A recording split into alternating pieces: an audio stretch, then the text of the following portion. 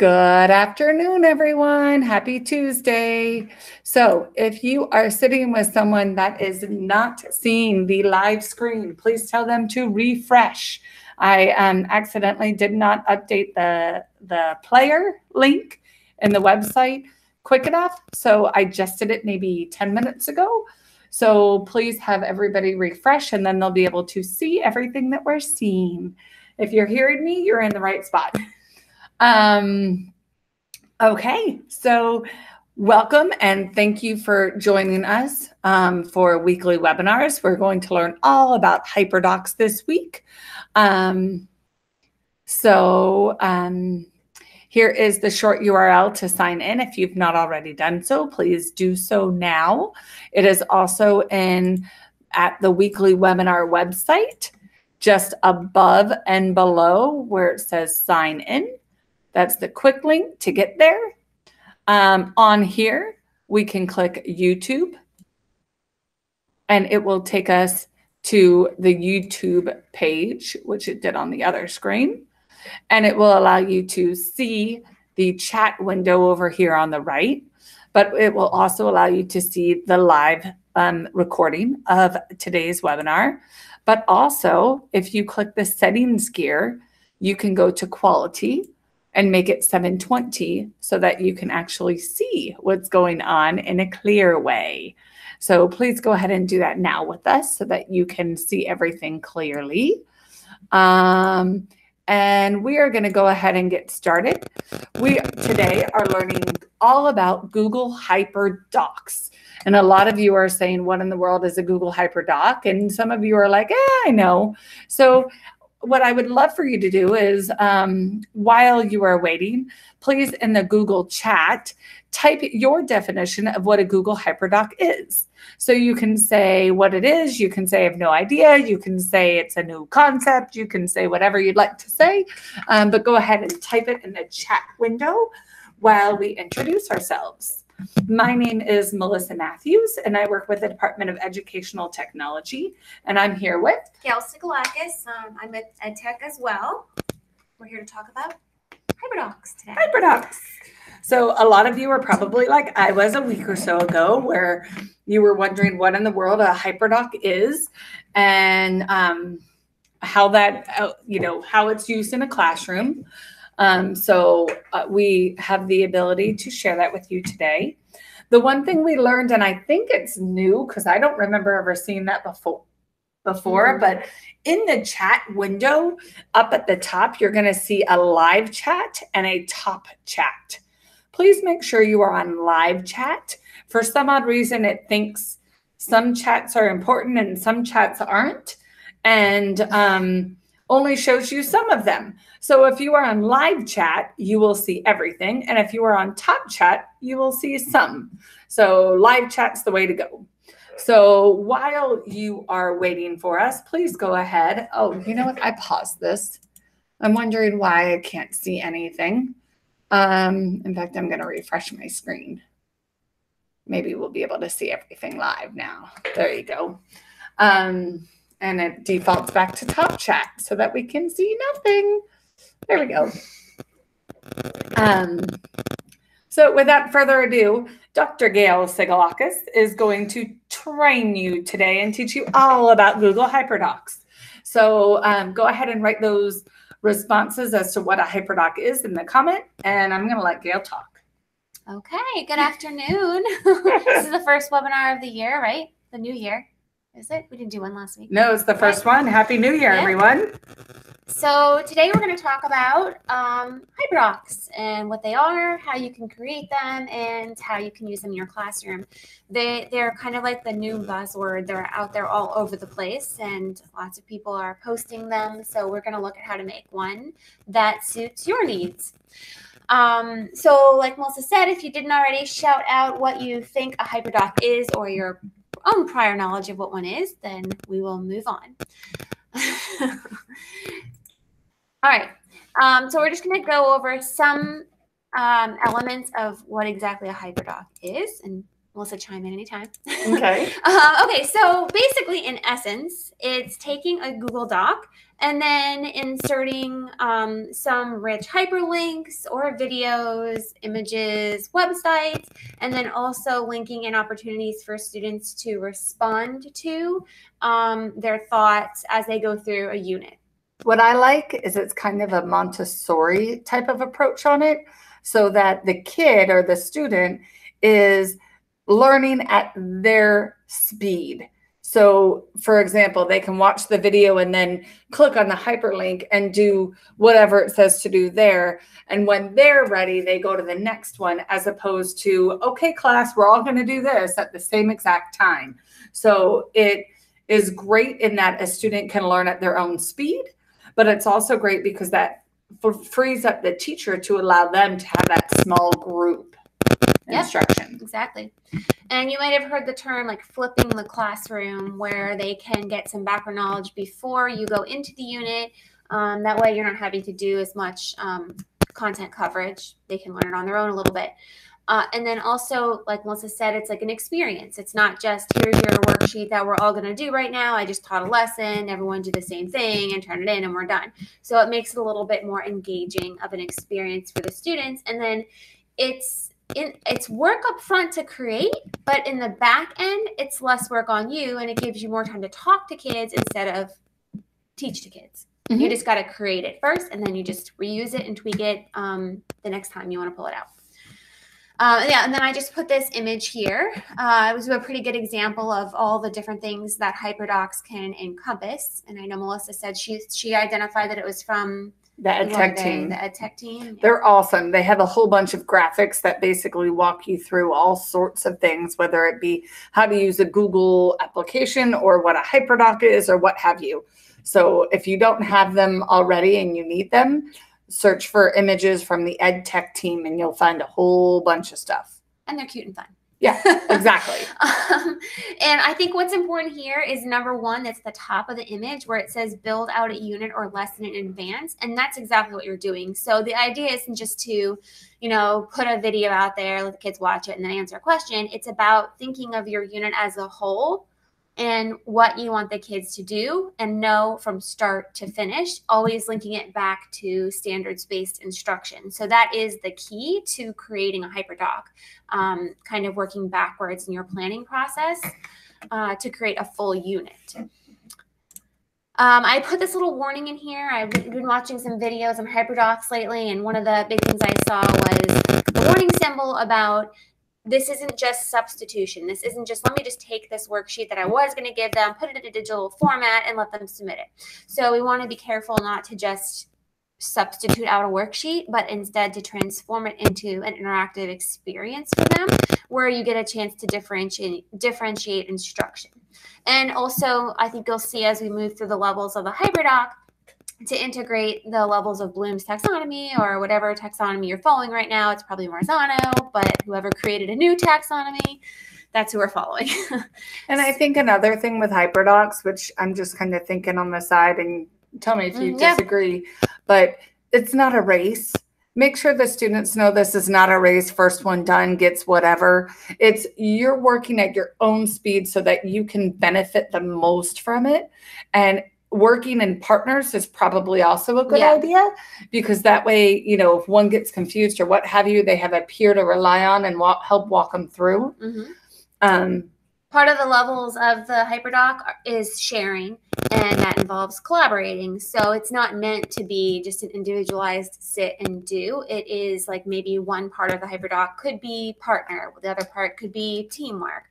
Then you go back to independent learning. So it is meant to be a little bit of everything mixed together. Yeah, it's not a race. It's not who can submit first. It's the process you go through to get there. Okay, so we're going to go ahead. I'm going to just flip over to live and then walk you through a basic template, and then we'll look at some sample Hyperdocs and some ways maybe you can think about when you leave this webinar going off and creating your own by the end. So I also put a link in the chat window to the drive where you can find all of the resources we're going to look at. So in that, the template, you just have to open it up, make yourself a copy, and then you can go ahead and type what you want in there. So let's look at a basic template. And this template was my favorite because it has the resources and tools and suggestions for what you would do at each stage of a Hyperdoc.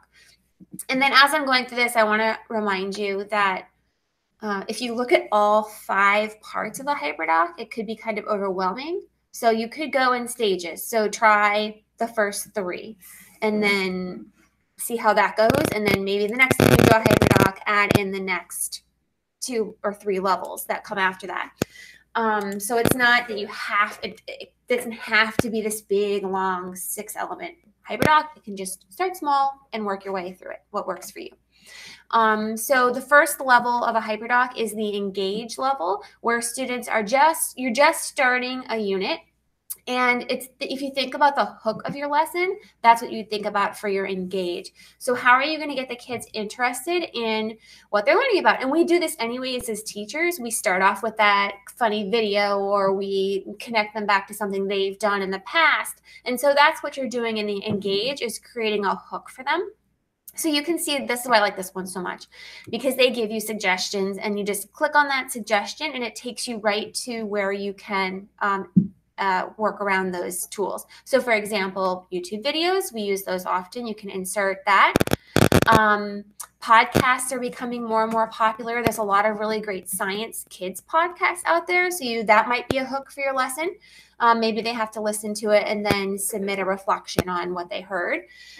Also, the forms and images, what this does is link you directly to Google Forms, and then you can create a new one and start fresh. What else do we look at? The quotes and answers garden was kind of neat. It was kind of like an interactive question response type chat board for the kids to go to. And like I said, once you hover over it, it'll open up the link and you can go play around with that tool. There's lots of playing here. So we don't have time to click on every single link and show you everything in there. We're just kind of going over the overview of a template. Also on the right, they have some really good suggested Hyperdocs. So if you want some more ideas for templates, you can go there. All right, down to explore. So this is where you're going to start to create a collection of resources where students can go and explore the topic. What I like about this is that it comes back again as a study guide. So after you've gone through the Hyperdoc, after you've finished your unit, it's always there for the kids to pull up and be able to go back and look at those resources again for studying purposes. So yeah, again, you have YouTube videos, some map ideas. I clicked on this earlier today and there was a ton of stuff in here related to multimedia text sets. So you might see like a brochure on panthers and then excerpt from a book on panthers. So they had a lot of different paired text sets for many, many, many different subjects. So that might be a good place to start if you're looking to curate the collection of resources. And then we move on into explain. And this is where kids explain and apply. See how you can see how we're kind of moving up the taxonomy of thinking levels here.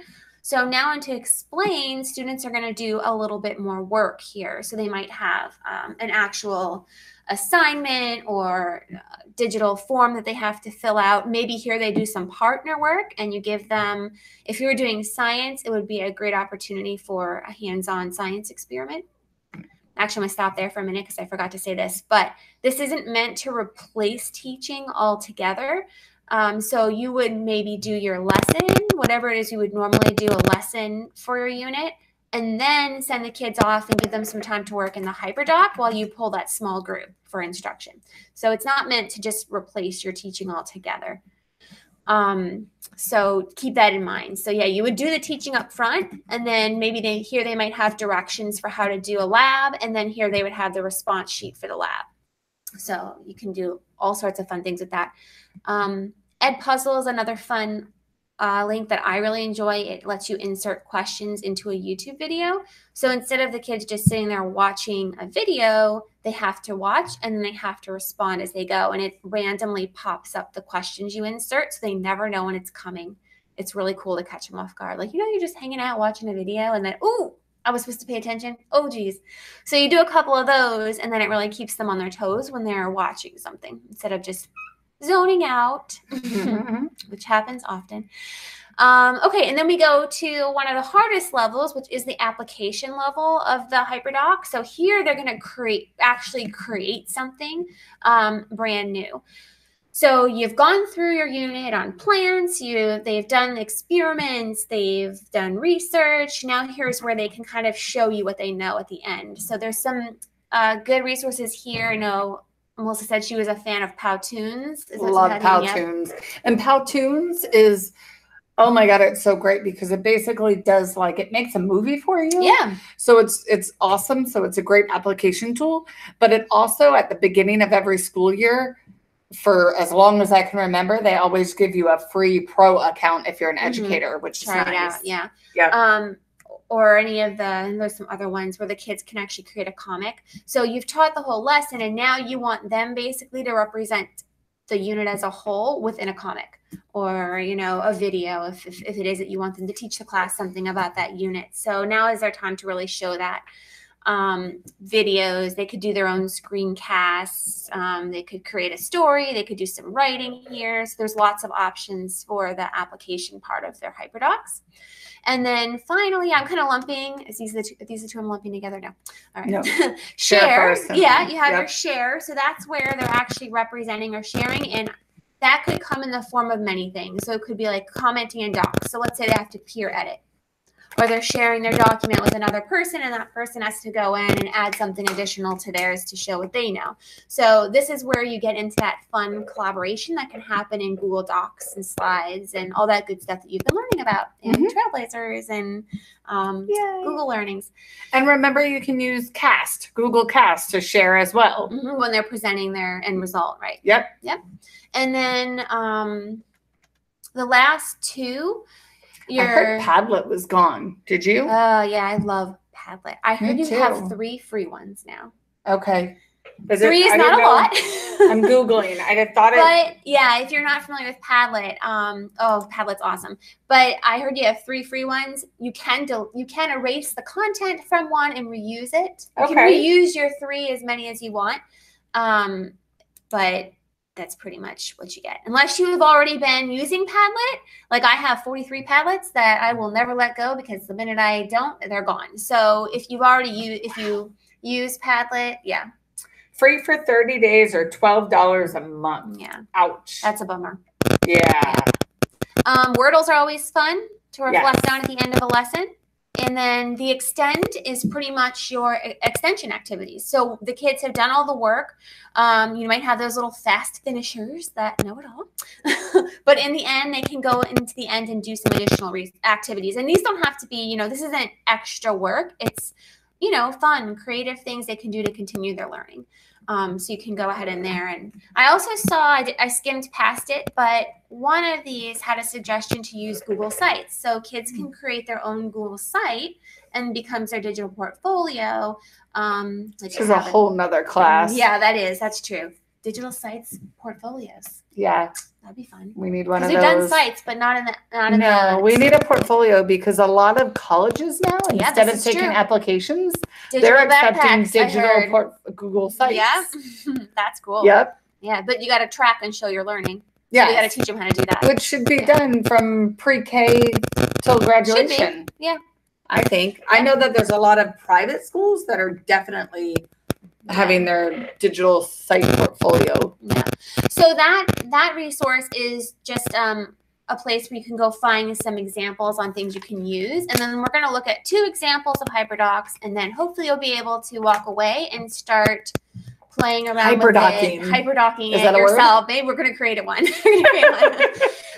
But what I gave you was just a blank template. So you would fill in your resources here and the directions for kids would go here. And then over here would be the task that the kid has to do. I shouldn't say the kid. I don't like that word. The student has to do. The lovely children. I don't like the kid. But I think it's important that you have something here, because this is what's going to hold them accountable. Yep. And also, this is where you'll be able to make the work a little bit more rigorous and make sure it's wrapped around the standards and what needs to be covered in your unit. And it's checking for understanding. Yeah. So they have to have something. It's not just sit and watch and sit and, click on things. Yeah. What do you do something every time you have to go there? And then I just wanted to give you a heads up. if you go to use this template, this is a Google drawing. So you would have to double click, and then that lets you go in and put in your objectives, change the title, put in your objectives, and then update your images as you go. So you could choose to do it that way, or you could choose to delete it and do your own thing up there. So that's for you to play around with. Just make sure you make a copy of everything, and that way you can edit it. I'm going to show you 2 Hyperdocs, and then we will wrap this up. It says, where do we get the templates from? Oh, so if you look, Melanie, in the, okay, thank you. You posted it. I was typing the answer as she was reading it. I just couldn't. Good. There you go. Hopefully you find those useful. And so this one, I won't say stole, I borrowed from my daughter's 3rd grade teacher, because Melissa mentioned this morning too that we all borrow, steal, whatever you want to call it, from each other, and then we just tweak it as we need it. Yes. So this is kind of what got me started in Hyperdocs in my own classroom, because I was like, wow, that is so cool. It was a lot of rigorous work she had to go through. And as a parent, I could click on it and I could follow along with what she was learning that maybe I forgot, like how lights absorb in certain substances, you know. So this one is an example from 3rd grade. So if you're out there in your 3rd grade science, you can use this as well. But you can see the teacher linked to textbook pages on the left sometimes. Sometimes it took them to videos. You could pull in Brain Pop videos or YouTube videos. And then on the right side is where they had to actually submit activities. So for example, here I see a 3, 2, 1 exit ticket. So that's something simple. You taught a lesson, the kids did their reading in their Hyperdoc, and then they have to click on here and submit their exit ticket, which we should be getting more familiar with. We talked about Google Forms before, and Melissa has talked about them in webinars. So we're here to help you out with that if you need that. So that's an example of a 3rd grade one. And I want to show you one quick one before we're done. This was for 8th grade, and if you'll notice, completely different layout. So what that means is your Hyperdoc can really look however you want it to look. If you do searches online, you're going to see so many different templates. Everyone is right. Whatever works for you is right. So yeah, there's no wrong way to do this. There's just different ways to do this. Play with it, try it. Whatever works for you. Like for me, I was in elementary for a long time, left elementary, so now this is me. This is me now. White words. I'm not cutesy anymore. Oh, so sorry. She lost her cutesy. I lost my cutesy. But you can see, like, I worked with 8th graders on this, and I didn't call it Engage, Explore as we went. I just titled that for you guys on the side. But you can see I said phase 1. Yeah. I don't know. For 8th graders, they need phase 1. Yes. And that was just building background knowledge on what happens in a TED Talk and the TED Talk 10 Commandments. So they had to do just some, some hook work. And then they moved into independent work where they had to do some defining, which is exploring the topics. Then they did some explanation and they had to do some analysis. So here's where you bump up the level of taxonomy. So they had to watch TED Talks and then actually review them themselves following certain criteria. And by the end, they were creating their own TED Talk. They had to do the research, they had to do the presentation, and then they actually had to present. That's so cool. You move them up through the level of taxonomy, and by the end, they have something to show. You can see different templates, different ways to do it. Essentially, find fun activities for the kids to go explore and learn through. Let them do hands-on on the side, and then in the end, they're coming back to their Hyperdoc to put in their responses and reflections and so I added in the chat window a great one for algebra. It is Gail and I sat one day trying to solve this algebra one. It is super cool. In fact, do we have time to show them real quick? Whoa, what just happened? And I tried to create this. I'm still working. Oh, so I did too. Thing links to be continued. Yes, I did try and create this. So basically, you are searching for number 1. So here's number 2, and here's the breakout EDU lock, if you will. So there's 3. There's 1. So we're going to go into 1 and we're going to go to the world. Take good notes because Gail and I, when we went through this, we solved all of it, but we didn't take good notes. So at the end, when you're trying to open up the lock, you needed to know what K is and X was and all sorts of things. And we hadn't written all that down. We just wrote down what the lock was. So here's the little portal, if you will, and you click that, and here's the math problem. So you can see. It looks like it's in a Google form. Exactly. It's a Google form. They link the form. You solve for G and H. You submit. It tells you if you're right or wrong. Oh, first you solve for F. And look, apparently I already did that. And then you solve for G and H. And you submit, and it says, ooh, you got it, go open a lock. But like I said, you need to make sure that you know exactly what it was that you did for F and G and H, so that later on, this will be advanced Hyperdocs next time. Exactly. So this is super cool. Nikki asked, so you build this in our Google Drive, right? So what I showed you today is everything from Google Drive. You would obviously pull in your external resources like YouTube's, or you could link textbook pages, things like that in there. But yes, build it in a Google Doc. And that way it's all safe and where we use it and easy to find again. So yeah, build it in your Drive, use as many tools, use as many Google tools as you can, your forms, your slides, to make it the best it can be. Yep. Okay. So back here, let's go through. We kind of did this together. So our homework, do we have more? No, that was it. Yeah, we did it. So live attendance, you need to be here to get your points. Implementation homework. So basically you create your own Google Hyperdoc, or not Google, but Hyperdoc, any kind of Hyperdoc. I don't care what it's on. Take a picture of it or send it to me and upload that. You can upload a doc or PDF, anything you want. So go ahead, upload that. It must be an ELM in order for me to accept it. I cannot accept things via email. And then that survey is once a quarter, right? Or once a class. So in ELM, there is one class, if you will, for all of the weekly webinars between now and March 12th. So all the homework is due March 12th. And actually, we didn't even talk about this last time. Our next class, so next week is the day after Martin Luther King Day. And so we're not doing that because typically the day after a holiday, we have no one join us. So we skipped that one. And we were supposed to do January 29th, Discovery, but I am going to be out of town. So we are going to skip yet another week. And so the next time I see you will be February 5th, and it will be Google Calendars and Contacts. So looking forward to that. So Google Calendar and Contacts will be then. Okay. So we have a Google Plus group called SDPBC Google Educator Group.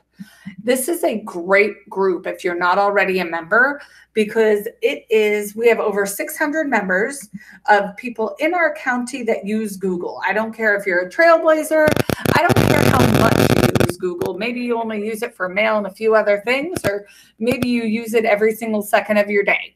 The great thing about this is, a teacher will post a question. Hey, I'm stuck, I can't cast, or trying to use Google Classroom and such happened. Can you help me?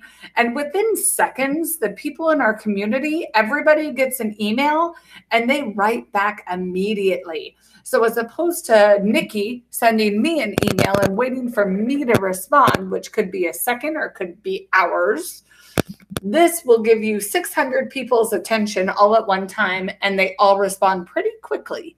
So I highly suggest you to join this group and start, posting not only questions, but hey, I did this in my class today and it worked really well. You should try it. Great ideas like that are awesome as well.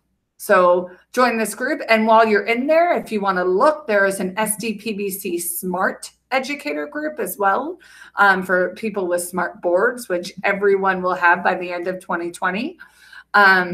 So feel free to join that group as well. Literacy Fest is February 23rd. So mark your calendar. If you're not going to that, I suggest you do, because it will be an awesome event. The literacy team does a great job, but they're also still looking for presenters. So if that's due no later than the 18th, which I think is Friday. So if you would like to present, please feel free to write that proposal or the application. And hopefully we will see you there. And the last thing, mark your calendar. We are going to have a tech talk. So March 25th, we are going to, and it may be Ed Tech Talk. Yeah, we got to find it. We have to figure that out.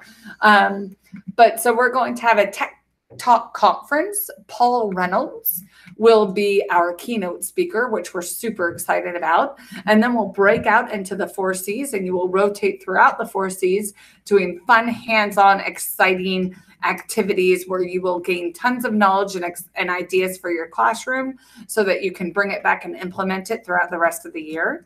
Our normal conference was pushed back. So this conference is a mini conference. We have just a short amount or a small amount of seats. So it will be like a first come, first serve. But then 6 months later, we're having our huge technology conference like we always do every year. It will be November 8th. So mark your calendars for that. And that will be the big, huge conference that you guys are used to. This is going to be a little tiny one, but it should be a lot of fun. So mark your calendars, and that's all for today. So if you need any of us, feel free to email Gail or I, and we will make sure we get back to you and answer any of your questions. Have a beautiful Tuesday. Bye. Thank you. See you next week, or actually in a few weeks. 2 weeks. 3 weeks, 2 weeks. A while from now. Bye.